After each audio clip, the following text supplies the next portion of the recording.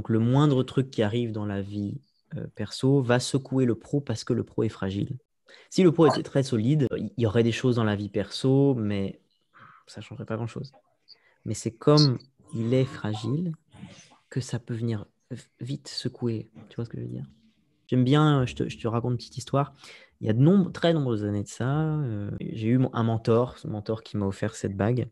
Donc ce mentor, j'étais très impressionné par lui parce qu'il disait qu'après de nombreuses années d'avoir pratiqué la respiration, la méditation, enfin, sur son cheminement spirituel, les aléas de la vie, c'était comme une pluie qui tombait, mais lui, il avait un anorak.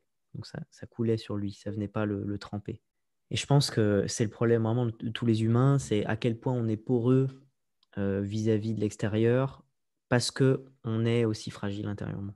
Un rocher qui est en harmonie avec la mer houleuse qui vient se déposer sur lui tous les jours et tous les jours et tous les jours et qui se laisse polir par ces vagues fréquentes. Le grand espace de serenity intérieur, de cet océan, si tu arrives à te plonger un peu plus fréquemment dedans, en effet, les vagues émotionnelles vont être moins fortes et vont moins affecter ton business. Ça, c'est pour la partie spirituelle. Maintenant, j'aimerais te donner quelques pistes pour le côté business. Moi, ce qui m'aide sur ma productivité, parce que moi aussi j'ai du mal, je pense qu'on est nombreux à avoir du mal. Forcément, on n'est plus dans le salariat déjà. Donc, on n'a plus un patron, on n'a plus des horaires, on va plus au bureau, ce qui cadre énormément le travail. C'est énorme en fait. Donc déjà, prendre conscience de ça, et donc comme toute chose, comme je viens de le dire, c'est une médaille qui a deux faces. Donc il y a un côté positif qui est une liberté immense, et un côté très sombre qui peut être un manque de repères total, et un gouffre, un abysse en fait. Et en fait, si on regarde bien ce qui s'est passé, c'est qu'on a eu des grandes promesses qui ont été faites ces dernières années sur les réseaux sociaux, etc. On est nombreux à s'être engouffrés vers cette promesse de liberté immense. Et on s'est rendu, et d'un seul coup, on s'est pris la claque hyper fort du revers de la médaille, de l'abysse qu'il y a derrière, du manque de cadre, du manque de... On n'a pas été, en fait, correctement entraîné à ça. On nous a donné des techniques marketing, on nous a donné des conseils, etc. Mais on ne nous a pas formé intérieurement pour ce que c'est que d'être soi-même, en fait, un petit chef d'entreprise. Une petite chef d'entreprise. Ce qui est énorme. Alors, c'est un thème sur lequel j'adore en parler. Je fais souvent des vidéos là-dessus, sur qu'on oublie que quand on devient entrepreneur, on devient communicant, marketeur, vendeur, on devient service après-vente, on devient comptable, on devient secrétaire, et j'en passe et des meilleurs. Donc, forcément, ça vient nous secouer, et ça nous vient nous secouer fortement. Donc, la question, c'est, pour vous, peut-être qui avez connu le salariat, moi, d'ailleurs, je n'ai même pas bien connu le salariat, donc je n'ai même pas de repères là-dessus, mais peut-être que vous avez des repères du salariat. Et en tout cas, ce que j'invite à faire, c'est trouver son équilibre yin-yang. Encore plus quand on est une femme, hein, il y a une vraie blessure du féminin. Alors, je pourrais parler des blessures du masculin, hein, je pourrais en parler des heures aussi, mais là, pour le coup, je m'adresse à des femmes, donc je parlerai plutôt des blessures du féminin. Il y a une blessure avec le yang, votre côté masculin parce qu'on a tous, hein, on a tous ces deux polarités en nous. Donc, le yang, c'est structure, cadre, puissance, engagement. Je fais ce que je dis ce que je fais. Et aussi, quand j'ai pas envie, je le fais quand même. Ça, c'est une force du yang. J'ai pas envie, je suis le guerrier, j'ai pas envie d'aller à la guerre. J'ai pas envie de mettre ma vie sur la ligne. Mais je dois protéger ma famille. Et donc, quoi qu'il arrive, ça d'ailleurs, c'est une qualité qu'il y a chez les femmes également. Il n'y a qu'à voir la force qu'une femme peut avoir quand elle doit défendre ses enfants. Donc, cette puissance yang, elle est dans chacun des sexes, mais parfois elle doit être un peu réveillée. Donc, moi, ce que je dis souvent, c'est votre projet entrepreneurial, c'est votre bébé. C'est aussi précieux que ça. Donc, quel cadre de sécurité vous mettez pour votre bébé? Moi, je prends des engagements vis-à-vis de moi-même. Alors, vous pouvez aussi vous trouver des cercles, hein, intégrer un mastermind, créer vous-même votre propre mastermind, faire un cercle d'entrepreneuses, être accompagné. Enfin bref, il y a tellement de choses. Vous pouvez être extrêmement créatif là-dessus. Vous pouvez dépenser 0 € même pour créer ce genre de choses. Des cercles, je dirais, d'engagement. Moi, maintenant, j'arrive avec le temps à m'engager vis-à-vis de moi-même, mais pendant des années, j'ai été énormément aidé par le fait d'être dans un cercle d'hommes et de prendre des engagements dans ce cercle d'hommes. De par exemple me dire, OK, là, pendant 15 jours, je communique tous les jours. Quoi qu'il arrive, qu'il pleuve, qu'il neige, qu'il vente intérieurement ou extérieurement, je vais publier quelque chose. J'ai pas envie, etc., mais je vais le faire. Et ça, quelque part, ça forge le yang ou ça vient structurer quelque chose. Parce qu'il y a les aléas de la vie. Or, nous, on doit manger au quotidien. On doit manger au quotidien, on a des besoins, on a besoin d'argent, donc on a besoin que notre activité, elle tourne. C'est très concret, c'est très terre à terre. C'est pas évident, hein, ce sujet. Hein. C'est pas évident. Donc, je vous invite un peu à activer la lionne qui défend ces petits lionceaux. Votre business, c'est vraiment quelque chose d'hyper précieux parce que pour vous quatre en tout cas, et pour ceux qui nous écoutent peut-être en replay, c'est votre mission de vie. C'est hyper précieux, quoi. Et c'est fragile. Et ça prend du temps et ça prend beaucoup de talent. Il faut savoir que sur le spectre des talents, que faire tourner un business, non, enfin, je vais le reformuler. Sur le spectre des talents qui existent pour faire tourner un business, on ne les a absolument pas tous. Il y a des gens qui en ont un peu plus que d'autres. On a tous une partie qui est manquante. Ça vraiment, prenez-le en conscience immédiatement.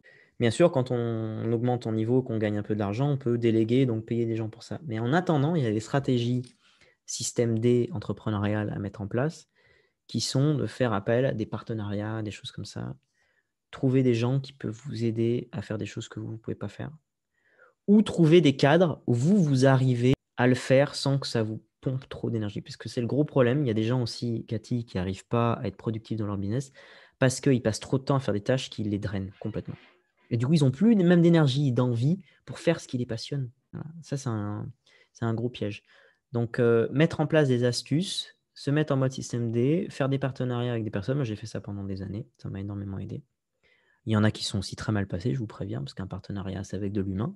Ça peut très mal se passer. Il faut savoir mettre pareil un cadre, donc mettre du yang là-dessus. Il ne faut pas hésiter à poser les termes d'un partenariat avec quelqu'un sur papier. Comme ça, si jamais il y a un pépin avec cette personne, parce que quand il n'y a pas d'argent mis en jeu, les gens sont moins motivés, vous le savoir. Donc si par exemple vous coachez quelqu'un en échange que cette personne vous aide un peu sur votre site internet ou sur votre communication, je ne sais quoi, je vous le dis, il y a beaucoup de partenariats comme ça qui échouent parce que les personnes perdent motivation, mais souvent aussi c'est parce qu'elles ne savent pas gérer un partenariat. Il y a beaucoup d'entrepreneurs qui ont scalé, qui font du 50K par mois, qui font des sommes astronomiques, ça existe vraiment, ça, c'est pas des mythes. Moi j'en connais beaucoup des entrepreneurs comme ça, et qui sont complètement cramés, pour qui vivent pas bien le truc du tout, qui finissent même par arrêter, voire faire un burn-out, etc. Pourquoi? Parce qu'en fait, ils n'ont pas été formés, encore une fois, pour gérer l'humain, leurs équipes, etc. Puis ils finissent par être très vite déçus par le travail des autres, etc. Ils disent, j'aurais mieux fait de le faire moi-même. Tu sais quoi, au final, je ferais mieux de virer toutes mes équipes, je serais encore mieux comme je faisais avant. Parce qu'en fait, le contrat et le lien avec les personnes qui travaillent avec vous, il est primordial. Moi, je vois, ça fait plusieurs années que je travaille avec des personnes, mais là, maintenant, je travaille de manière beaucoup plus précise. Et je vois encore le challenge que c'est de mieux communiquer. Bref, je suis parti un petit peu dans mille directions. Je vais me recentrer. Donc, pour toi, sur ta problématique de l'équilibre, vie pro, vie perso, c'est d'avoir une constance sur ton activité au quotidien. Que ce soit clairement défini aussi les jours où tu bosses pas. Et les jours où tu bosses, d'avoir une certaine discipline. Mais trouver ton hack, parce que toi, tu es très créative. Il faut savoir que même les créatifs peuvent avoir une certaine discipline. Ce n'est pas du tout la discipline de ceux qui sont à l'autre côté du spectre de la personnalité, d'une personne qui a plutôt une personnalité militaire. Ça n'a rien à voir. Toi, ça va être en lien avec ta créativité, tu vois.